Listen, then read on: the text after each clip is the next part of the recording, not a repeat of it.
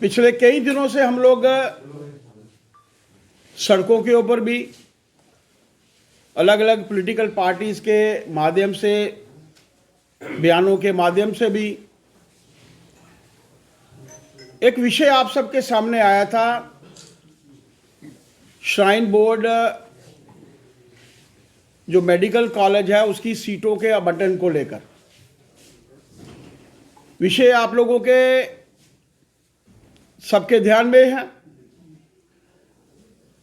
मैं स्वागत करना चाहता हूं एक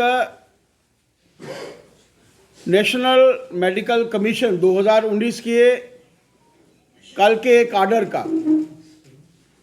जिसके माध्यम से हम सबके ध्यान में है, कुछ समाचार पत्रों के माध्यम से भी, आप सबके माध्यम से भी, कि जो सीटों का बंटन हुआ था, एक संस्था भी यहां पर बनी थी अलग अलग सोशल आउटफिट्स को लेकर, उनके माध्यम से भी ये विषय सड़कों के ऊपर आया। धार्मिक आस्था का प्रश्न भी जो था हम सबके ध्यान में था कि श्राइन बोर्ड जो हिंदुओं की आस्था का प्रतीक है, हिंदुओं की डोनेशंस के साथ चलता है, वहां पर किसी दूसरे धर्म की, वहां के बच्चों को लेकर, क्योंकि वो जो एडमिशंस थी हम सबके ध्यान में है, और मैं एनएमसी का धन्यवाद करना चाहता हूं कि medical assessment and rating board के माध्यम से, MARB के माध्यम से जो असेसर्स उन्होंने भेजे थे 2 जनवरी को, जिन्होंने असेस किया कि समय समय पर उनके ध्यान में कंप्लेंट्स आई थी कि जो मेडिकल कॉलेज यहां पर श्राइन बोर्ड के माध्यम से चल रहा है वो ठीक नहीं है। बहुत सी इरेगुलरिटीज वहां पर हैं, इंफ्रास्ट्रक्चर ठीक नहीं है, बेड्स ठीक नहीं है, डिलीवरी केसेस जो हैं वो ठीक नहीं है, बिलो जो चाहिए रिक्वायरमेंट 25 मात्र हो रहे थे, जो बेसिक रिक्वायरमेंट से बिल्कुल नीचे हैं, और कई ऐसी रिक्वायरमेंट्स जिसके चलते मेडिकल कॉलेजेस चलते हैं। और हम लोग धन्यवाद करना चाहते हैं अपने राष्ट्रीय नेतृत्व का भी और माननीय JP नड्डा जी का भी। मेडिकल कॉलेज की रिकॉग्निशन तो NMC के माध्यम से समाप्त की गई है, लेकिन वो बच्चे जो मेडिकल कॉलेज में जिनकी एडमिशन हुई थी, जिन्होंने अपनी पढ़ाई जो है उसकी शुरुआत की थी, उन बच्चों को कहीं कोई दिक्कत ना आए, उसके लिए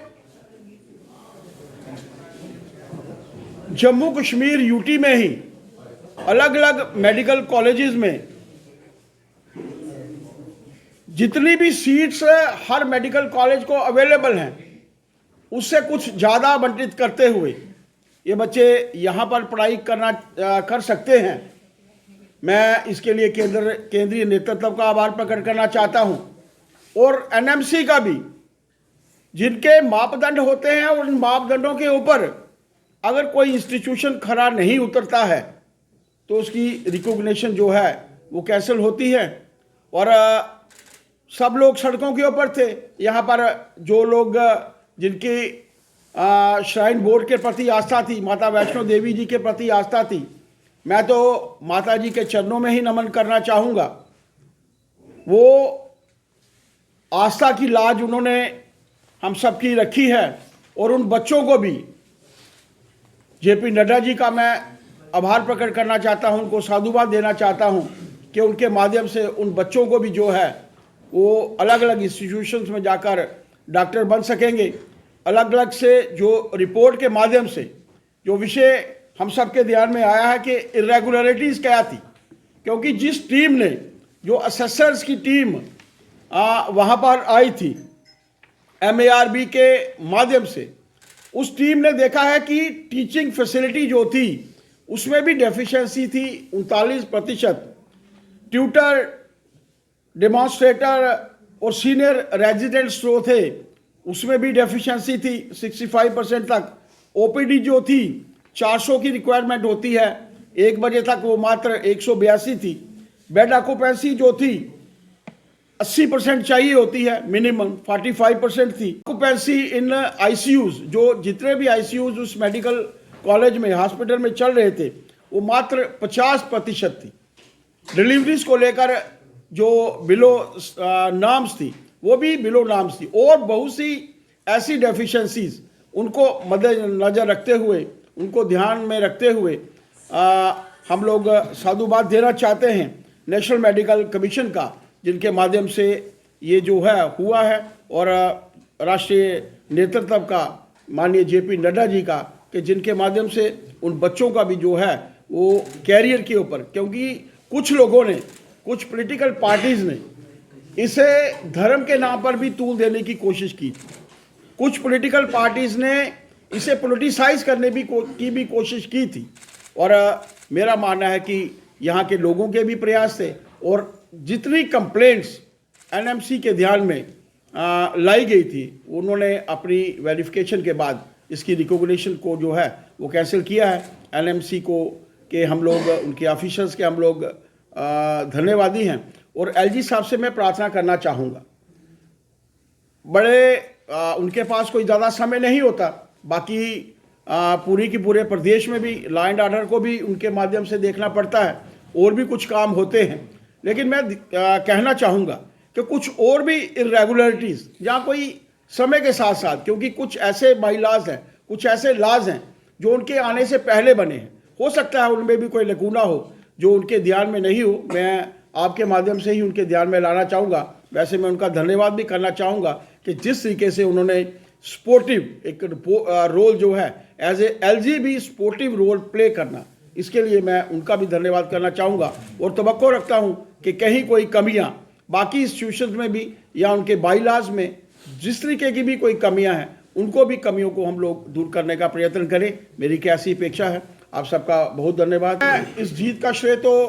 माता वैष्णो देवी जी के चरणों में ही नमन करना चाहूँगा, क्योंकि एक आस्था का प्रश्न था।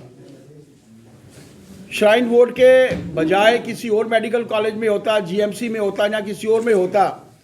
तो हम लोग इसे क्रिटिसाइज नहीं करते, लेकिन ये एक धार्मिक आस्था का प्रश्न था। और एनएमसी, एक तो मापदंड जो एनएमसी के होते हैं, आप सोचिए कि कुछ महीने पहले की रिकॉग्निशन मिलना, उस वक्त हो सकता है वो मापदंडों के ऊपर खरे उतरे हों, लेकिन 6 महीने साल के भीतर भीतर ही, इतने अंतराल के बीच में ही मापदंडों के नीचे जाना और उन कंप्लेंट्स के ऊपर एक्ट करना, मैं तो नेशनल मेडिकल कमीशन 2019 का धन्यवाद देना चाहता हूं, क्योंकि उनके पास प्रावधान है। सेक्शन 28 सबसेक्शन 7 से कि किसी की भी रिकॉग्निशन वो कैंसिल कर सकते हैं अगर कोई इंस्टीट्यूशन मापदंडों के ऊपर खरा नहीं उतरता। मैं तो एनएमसी को धन्यवाद देना चाहता हूं। अब आज के मापदंड क्या हैं, उन मापदंडों के ऊपर मैंने कहा एक ऐसा इंस्टीट्यूशन है 2019 का ये कमीशन अपने मापदंडों के ऊपर काम करता है। सही मापदंड है तो आपको रिकॉग्निशन मिलेगी। जिस दिन इनकी वेरिफिकेशन हुई होगी, हो सकता है आईसीयू पूरा लगा हो सकता है डिलीवरीज केसेस उन दिनों में हो, इंफ्रास्ट्रक्चर ठीक हो, लेकिन 6 महीने के बाद के प्रावधान देखिए, कंप्लेंट्स उनके पास गई हैं, उन कंप्लेंट्स के ऊपर एक्ट करना, आज वो लोग बधाई के पात्र हैं। किसी इंस्टीट्यूशन की रिकॉग्निशन कैंसिल करना वो मापदंडों के ऊपर कैंसिल हो सकती है, उस मापदंडों के ऊपर ही उन्होंने कार्य किया है, वो इसके लिए बधाई के